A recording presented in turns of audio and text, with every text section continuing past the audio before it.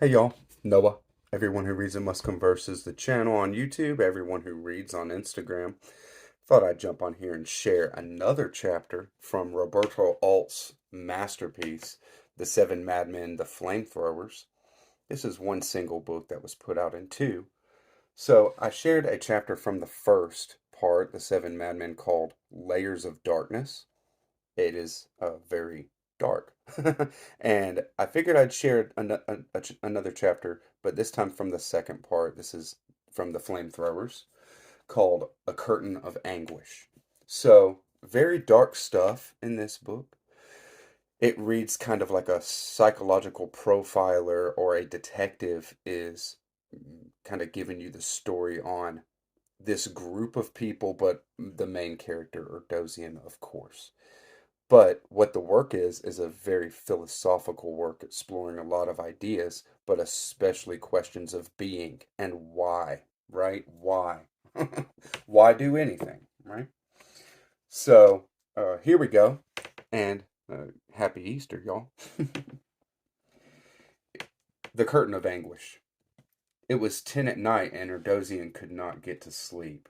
The nerves underneath the skin of his forehead were the suffering continuity of his thoughts, at times mixing with each other like oil and water shaken by a storm, at other times separating into thick layers, as if they would have to pass through a centrifugal drum. Now he understood that dance to his own particular mode of thought, as it assembled and welded together into the ardent fusion of an infernal sleep. He conjured up a familiar hallucination from his past that just touched the corner of his retina with its perpendicular edge. He spied on himself without daring to look too hard. He was attached by an umbilical cord to the past. He said to himself, "Could it be that tomorrow my life will change?" But it was too hard, even if the dream had ended then and there, for him to sleep. Always there remained inside of him a white sediment. Barsut strangled, and Elsa entwined in the arms of a naked man. And suddenly he began to tremble. Barsut no longer existed. He didn't exist, not even as a white sediment, and this certainty did not relieve or break the knot that linked the chain of his thoughts, though it did introduce an agonizing emptiness to his chest. It was a kind of struggle whose apex was up around his neck and whose base was in his stomach area, and where ice cold legs led straight towards the round, empty uncertainty of his brain. And Erdosian had said to himself, "I can draw. I can make diagrams of anatomies and of the arterial system. When did I draw those diagrams that showed how pain spreads itself throughout our wretched body?" Erdosian knew that human language wasn't sufficient to express the contours of so many catastrophic knots. Besides, an enigma had opened a warm breach in his bowels. This enigma was his reason for living. If he could have hammered a nail into his brain mass, his need to know this reason couldn't have been more obstinate. It was horrible that he couldn't keep his thoughts in order except on rare occasions. The rest of the time, wide bands revolved like the blades of a mill. He envisioned his body nailed by the feet to the center of a flat surface and afflicted by numberless winds. He had not lost his head, but on his still bleeding neck was a built-in gear. This gear supported a wheel connecting to the mill, whose pistons circulated blood and the ventricles of his heart. Exasperated, Erdosian tossed and turned on the bed. He didn't even have the strength to suck in enough air and roar out his grief. He felt like his wrists were locked together by laminated handcuffs. Nervously, he checked his pulse. It seemed to him like the links of a chain had imprisoned his hands.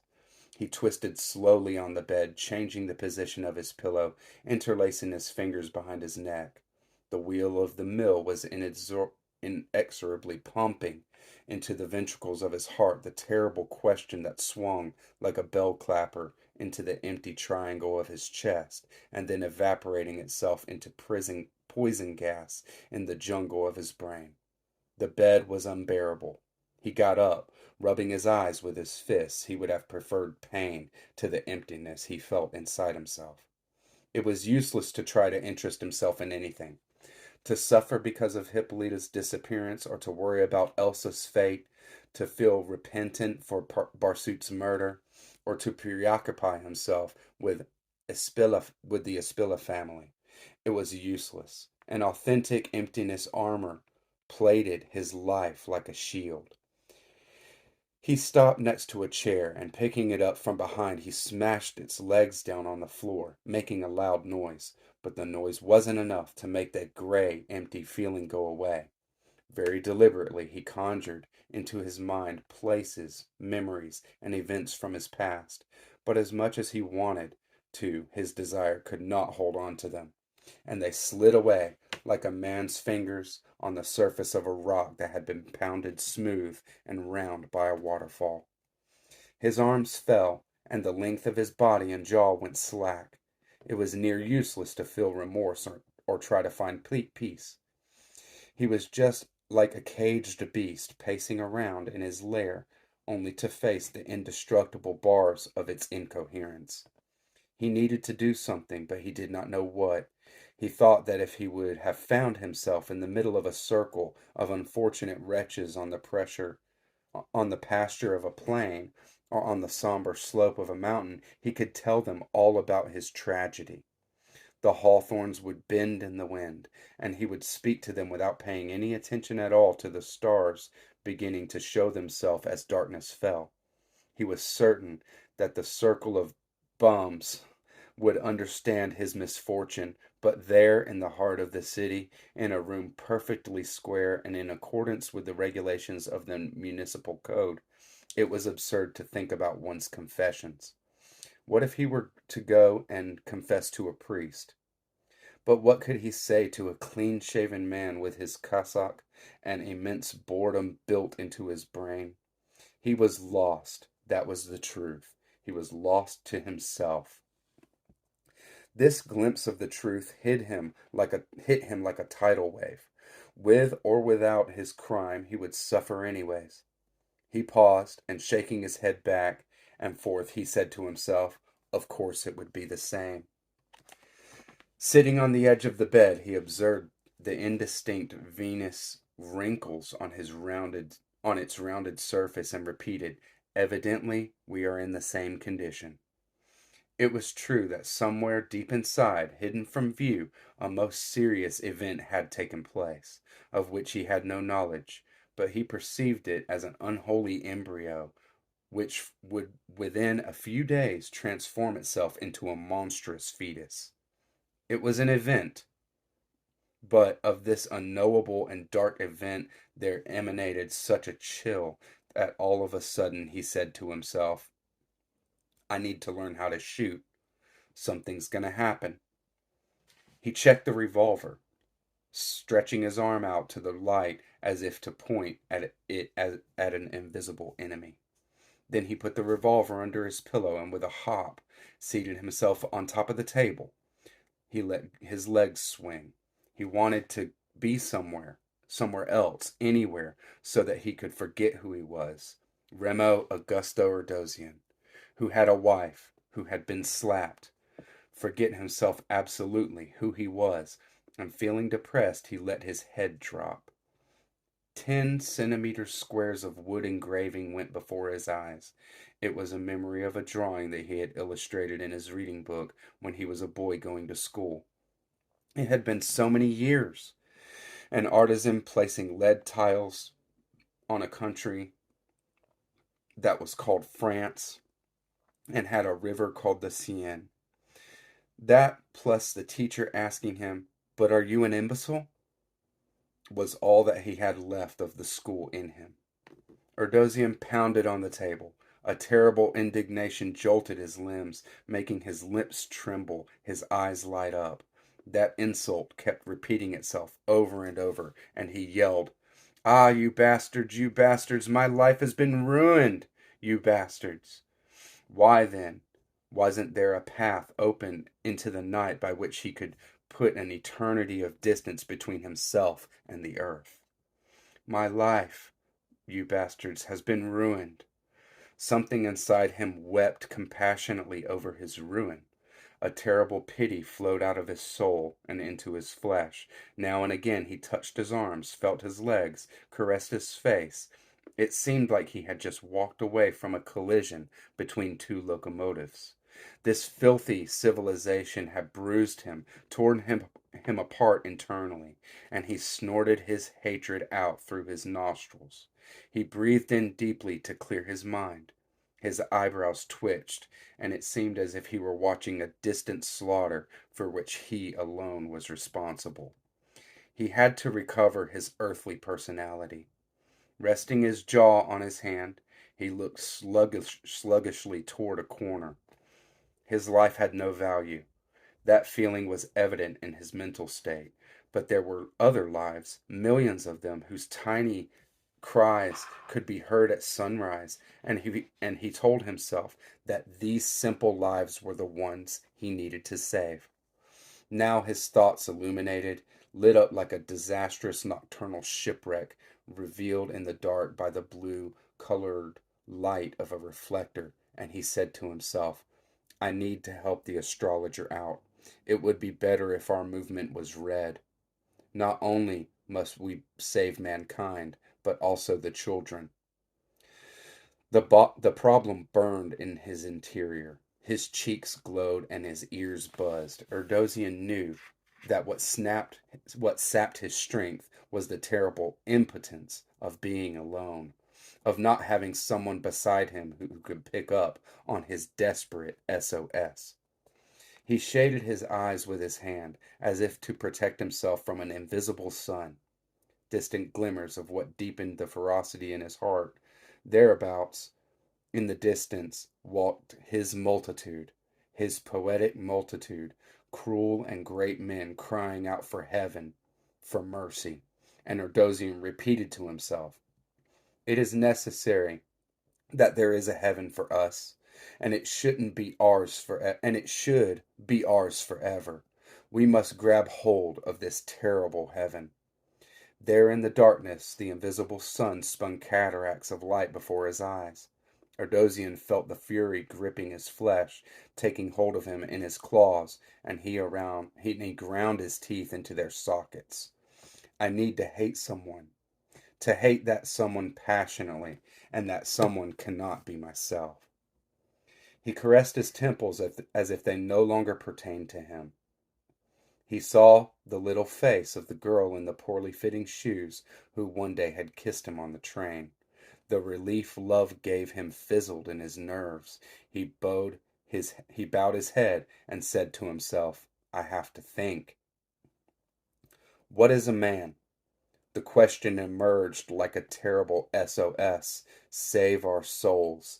There was the equivalent. When he asked himself, what is a man? Another voice shouted inside of him, which brought the invisible universe closer to him. Save our souls.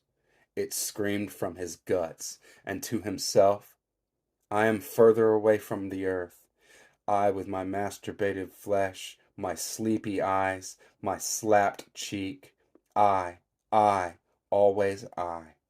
He sank his head into his pillow, just like the soldiers did hiding underneath the sandbags when the grenades were exploding. He wanted to protect himself against the invisible sun, which cast waves of light down upon his spirit. Heaven, earth. What did he know? He was lost. Such was the truth. Lost among mankind like an ant in the forest is knocked out by a cataclysm. And he said to himself quietly, I have to carry a forest upon my shoulders, and along with the great forest a mountain, and God, and mankind too. I have to carry it all.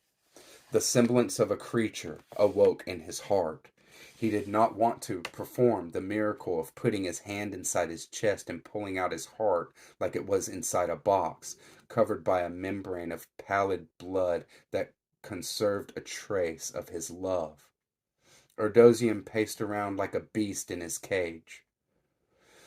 He had to do something to drive home an event like a steel mast into the middle of civilization.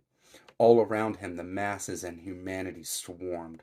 And how must he punish mankind? With hate or with love? He remembered the girl he had spoken to about recessed flame furnaces and how to smelt copper. In a flash, the flesh and bone dolls lined themselves up before his eyes. Instantaneously, he said to himself, "This one is just like the astrologer. This one is like the gold seeker. This one is the melancholy ruffian." Who then would be the demon, the great demon who would support them all? Who would bring the great truth, the truth that ennobles men and women, who would straighten their backs and make happiness obvious to everyone? Life could not go on this way.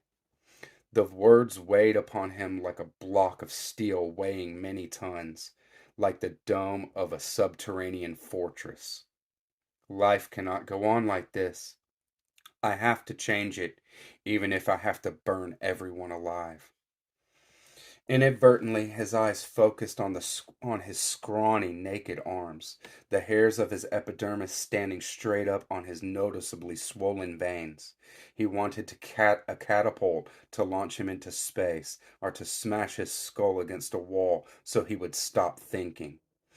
From having been wounded early on, he had discovered that life was a force that demanded a truth. A naked violence like a nerve that bled, a violence that he couldn't put a bandage on with words. He couldn't go to the mountain to pray. That was impossible. He needed to act. So then they must create the Revolutionary Academy to filter this need for a heaven into the kind of men who would study the methods necessary to create a temporary hell on earth until mankind that had gone crazy cried out to God and threw themselves in the dirt and implored him to come and save them again. Erdosian smiled coldly now. He saw the intentions of the houses of human beings, the interiors of the houses of human beings. Every house, each one had its bedroom, its living room, its dining area, and its water closet. The corners of which men and women shuffled about in their quadrilaterals, there was the golden corner, the corner for effing, one for grease, and another for shit. That was the home or the pigsty of man. Above his head, 2 millimeters thick of roof of galvanized zinc sheeting. They moved through these spaces with the seeds of their future creations, with their deaf ears and blind eyes, and they'll never amount to squat. Once in a while, a little music. Once in a while, a pretty face, definitely sweet, being the first and the last. The man who learns to enjoy his bitter cup can never love again. Why not escape off towards the stars? And Erdosian made a point of repeating this thought that weighed upon his soul with all the tonnage of the dome of the subterranean fortress. I need to change this life, to destroy the past, to burn all the books that infect the souls of men, but I will never have enough time to finish it all, he yelled. Thousands of events were colliding with each other in his mind. Phantasmagoric lights were reverberating from every angle, his soul, having detoured from its path, lived long existences in only a minute, in such a way that it returned from its faraway journey. When it returned, he felt terrified, finding that an hour still hadn't passed since he had left. My day wasn't a day, he told me later. I lived hours that felt like years, so chock full of events that I was a young man when I left and an old one when I returned, with the experience of the events occurring within a minute-century time frame. Another time he said, I think I could have written an epic on the history of humanity, a longer and longer one. He lived submerged at the bottom of a desperation that was nothing at all like a beautiful sunset. I don't know if I exist or not, he wrote in his notebook. It was like he had found an underground cavern that went underneath the ocean. At times Erdosian thought about running away, just going, but then the hours would go on like a floating fire feeding off the decomposition of the surface of a swamp. And in his suffering, Erdosian would ask himself, "Go away? But where?" And he would say to himself, "Always further and further." An enormous pity gushed throughout his entire body. If he could have convinced himself of the physical form of which his body was made up, there wouldn't have been any farther on the earth or in the heavens. But it was useless. It was his own flesh and that softly cried out always further. But where? He closed his eyes and repeated, "Where can I go to? Wherever that is, your desperation will follow. You will suffer and say to yourself, just like you're doing now, always further and further, and there won't be far enough on the earth. Further does not exist. It never existed, and you'll be miserable wherever you go." Erdosian's hands flopped down onto his balls. His face went rigid. His back stiffened. He remained that way, with his drooping and heavy eyelids, so as if anguish had petrified them. A malicious voice seemed to say, "Even if the most beautiful women on earth were dancing all around you, even if every man was down on his knees at your feet, and buffoons and adulators were jumping around and doing somersaults in front of your eyes, you would still be sad as you are right now. Poor flesh. Even if you were Emperor Dosian, you could have carriages, automobiles, the elites of the world fussing around the urinal you're sitting on, waiting on your every signal, armies of men in red, green, blue, khaki, black, and gold uniforms, men and women only too happy to lick your feet, to prostitute their wives or their daughters. You could have it all, Emperor Dosian, but still, your perverse and satanic flesh would still find itself as sad and as lonely as it is now. Erdosian felt an enormous weight on his eyelids. Not even a single muscle in his face moved. Inside of him, hatred unwound its spring. "As soon as this hatred explodes, my head will fly off into space," Erdosian thought. "They will kneel down at your feet, Emperor Erdosian. Elderly church officials will bring you the nubile daughters who will pride themselves on carrying your chamber pot, and you will still remain immensely unhappy. The kings in other countries will visit you. They will even come to your palace, surrounded by squadrons of fighter pilots with white leather jackets hanging off a shoulder and black helmets with green, yellow plumes. And with stupid expression, your eyes will filter through all this while the diplomats are all squeezing themselves around your throne, their stony faces ready to break out in a smile the moment you go past them. But they will always be unhappy too, the great bastards. They will come to your room, and you will let them sit wherever they like, and you will watch them grind their teeth in disgust, and you will feel more orphaned and alone, as if you were living in the last attic in the last shack in a neighborhood full of unoccupied houses. Do you see that, Emperor Erdosian?" Erdosian felt the coils of his hatred building up flexibility and power. This hatred was like the tensor of a spring. The moment it has sprung its catch, my head will fly off into space, he thought. My body will be without its head, my throat like a straw spewing out geysers of blood. "What do you say, Emperor Dosian? You're the emperor. You can be whatever you desire. And right this moment, a general could come in and say, 'Your Majesty, the people want bread.'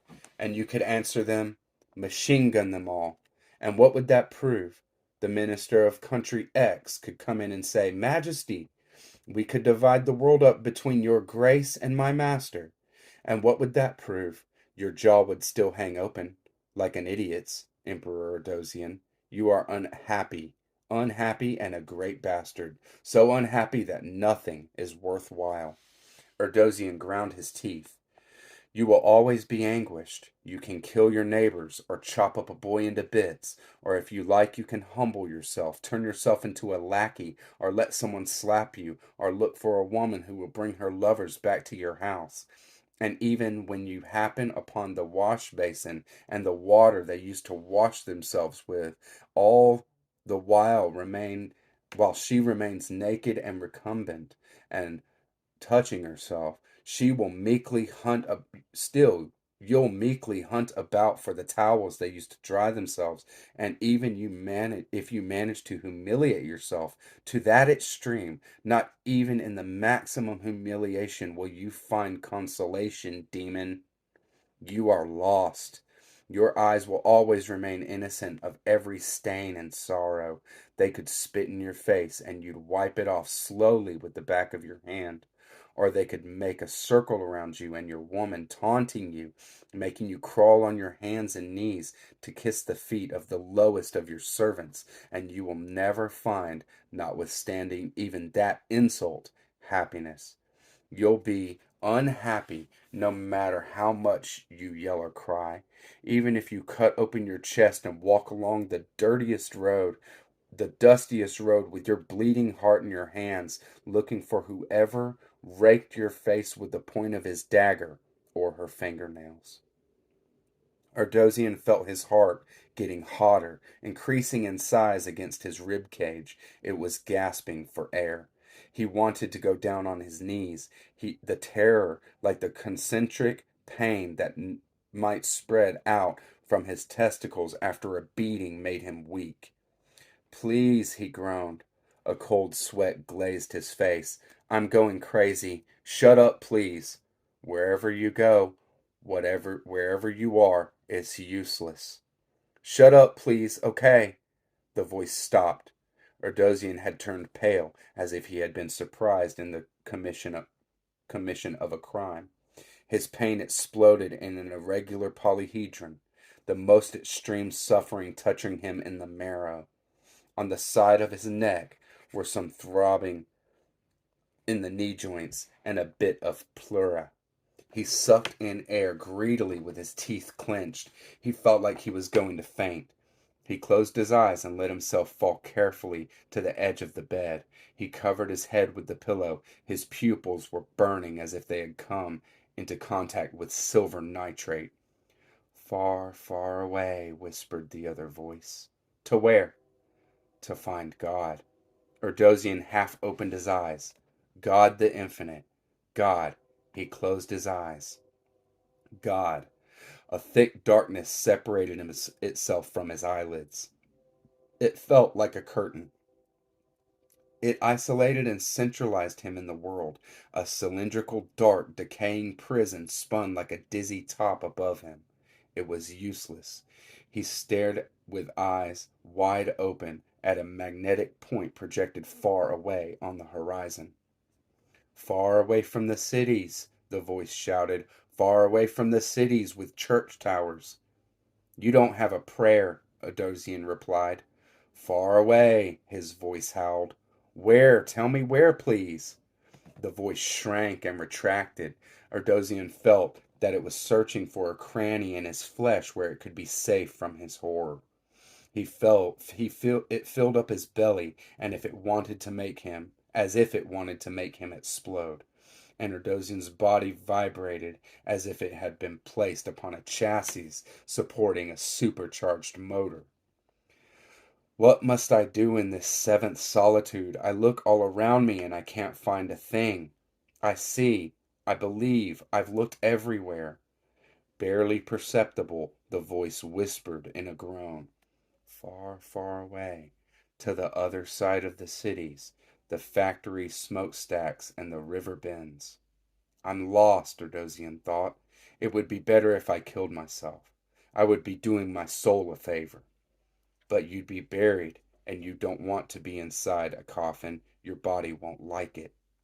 Erdosian looked peripherally into a corner of his room. Still, it was impossible to escape from this earth. And there wasn't a catapult capable of hurling his head into infinity. Give up, then. But give up to who?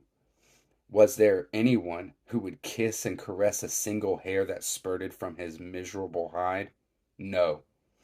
And so then, to God, but if God wasn't worth any more than the last man who lies destroyed on a white marble slab in the morgue, God would just torture me, Erdosian thought. Give himself up humbly to who? He moved his head. Give myself up to the fire.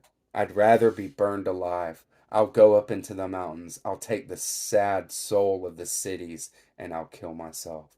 I'll do it elegantly, like some sick animal, mournfully. It's a big step, but how should I do it? In what way?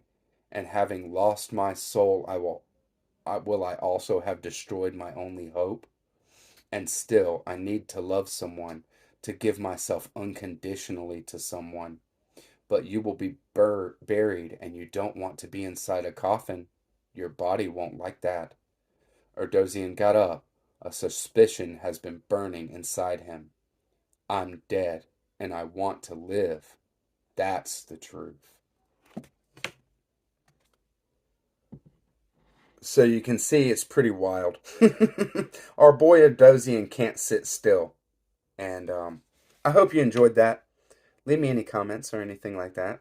If you want some more sharing, Arlt is completely amazing. Bye bye, y'all.